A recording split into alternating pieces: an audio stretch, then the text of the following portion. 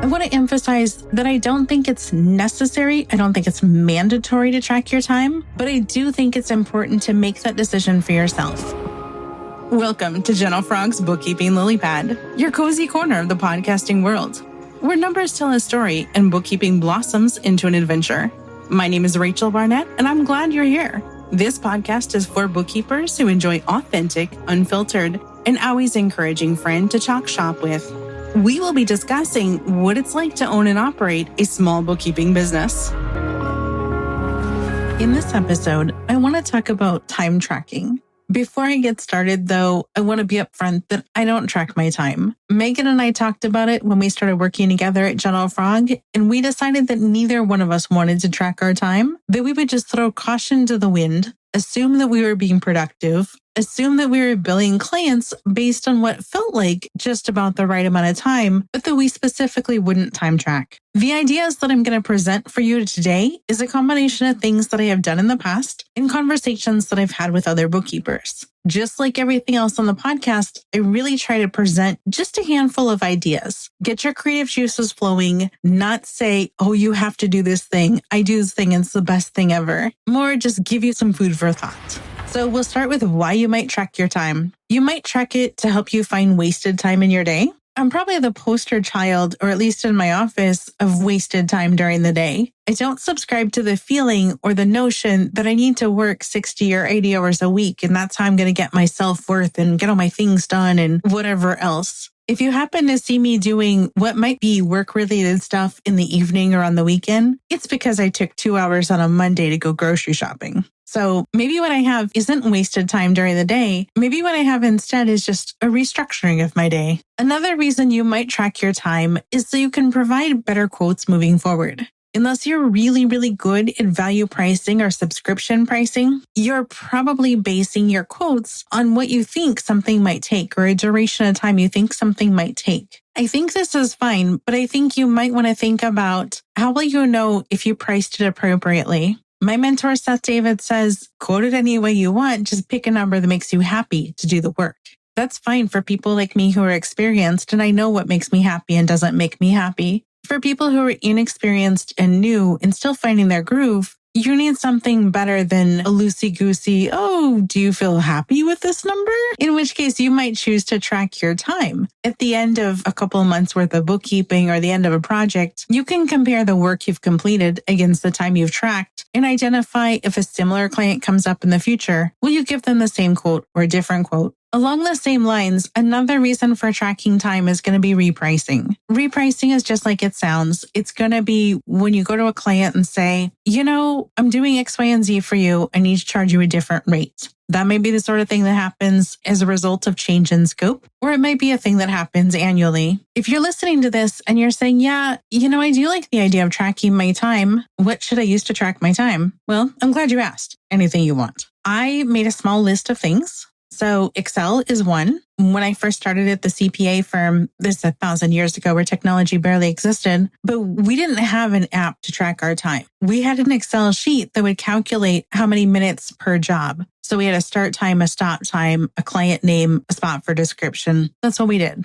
Let's imagine you're a little more tech savvy than that. You might take a look at either Clockify or Toggle. Both of these are going to be really, really good and easy to use. Both of them had and may still have a free version or a highly affordable paid version. For QuickBooks Pro Advisors, QuickBooks has whatever they're calling their time tracker. This is not the thing that you see when you go plus new, enter time, or weekly time. They have a whole different thing. It was originally built as a product called T-Sheets. Then it turned into QuickBooks Time, and now it's called something else. After a while, you get used to QuickBooks rebranding things.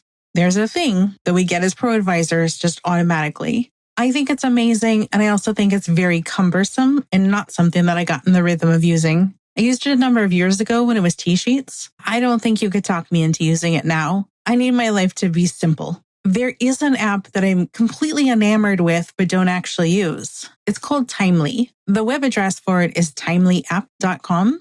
Timely was a recommendation from a friend of mine who does use it and does like it. It's the sort of app that runs in the background while you're working. It'll take screenshots of what you're working on, and it'll try to estimate or help you identify where you spent your time. While you might think you're multitasking, you're really not. You're looking at A or you're looking at B. It's just way easier to see it on their website, but it will help you identify where you're spending your time. And this could be the sort of thing that's really good. It requires almost no effort on your part aside from the setup. If you're considering what to track, I put together a couple ideas to kind of get your creative juices flowing. There's, of course, client work. So when you're tracking client work, you might track the name of the client. You might track it as billable or non-billable, and you might make notes for yourself of what you were working on. This is going to include the routine work, the research because a client had a specific thing you had to look up, the QC or review. So it could be you reviewing the team member reviewing you, or if you're trading off and reviewing someone else's work and they review your work, again, I would track that. Then there's admin work.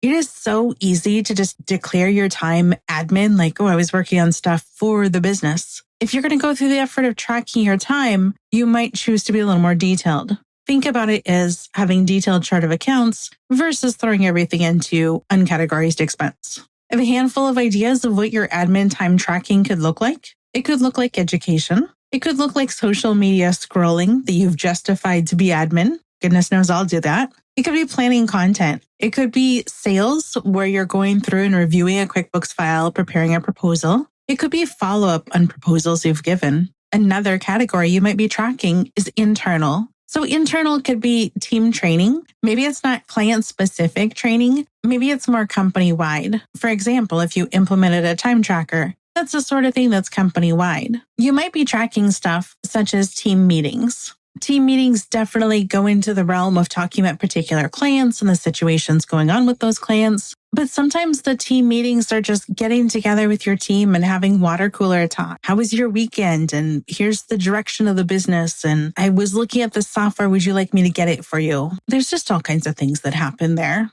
I want to emphasize that I don't think it's necessary. I don't think it's mandatory to track your time, but I do think it's important to make that decision for yourself. Do you want to track your time? And if so, what specifically are you tracking? Why are you tracking your time? Are you tracking your time because you want to change something about the way you're coding?